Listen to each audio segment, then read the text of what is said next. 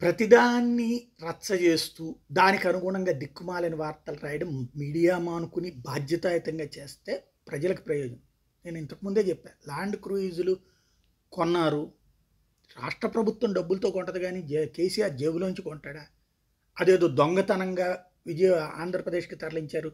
అక్కడ పిచ్చెదవలు మళ్ళీ ఒక సెక్షన్ ఆఫ్ మీడియా, లేకపోతే ఓ సెక్షన్ ఆఫ్ సోషల్ మీడియా లేదా ట్రోల్ టీమ్ అంటూ వాళ్ళు ఒక విచిత్రమైనటువంటి స్టేట్మెంట్. ఏంటది? జగన్‌కి పంపించాడు గిఫ్ట్‌గా, లేకపోతే జగన్‌తో మాట్లాడి నొక్కేసుకున్నాడు. చదువు రాకపోయినా పర్లేదు గానీ, చదువుకున్న మూర్ఖులతో సమస్య అనమాట. అక్కడ ఓ ప్రభుత్వం కొన్నాక బుల్లెట్ ప్రూఫ్ అక్కడ ఏర్పాటు చేస్తారు. అందుకని విజయవాడకి పంపించారు. అంతకుముందు పేపర్‌లో వార్తలొచ్చినియి. అయ్యి అక్కడ ఉన్నాయి. ఈలోపు ప్రభుత్వం మారిపోయింది. వచ్చుంటే కేసీఆర్ అయి తీసుకుని ఫస్ట్ మళ్ళీ తిరిగేవాడేమో. ఇప్పుడైనా ఈ ప్రభుత్వం ఏం చేసుద్ది? అమ్మేసుద్దా? లేకపోతే వాడుకుంటది? లేదా ఇప్పుడు తలకు ఒక్కొక్క మంత్రికి ఒక్కొక్కటి ఇస్తదేమో. బానే ఉంటది కదా! ఏమవుతుందో ప్రభుత్వం కొంటే? అంత అడుక్కు తినే పరిస్థితిలో ఏం లేదు కదా రాష్ట్రం.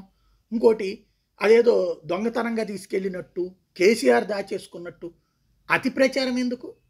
ఈవెన్ పెద్ద పెద్ద ఛానళ్ళు కూడా బయటపడ్డది, పట్టుకున్నారు. ఏందది? దొంగతనం చేస్తే పట్టుకున్నదంటారు. అదేదో అధికారులు ఏదో తప్పు చేశారు, దాని మీద దర్యాప్తు చేసి ఇదేంది? ఎక్కడున్నాయని చెప్పుకోవడానికి అక్కడ ఫైల్ చూస్తే కనబడుద్ది. ఇంత వెర్రితనం మరెప్పుడూ లేదనుకుంటా.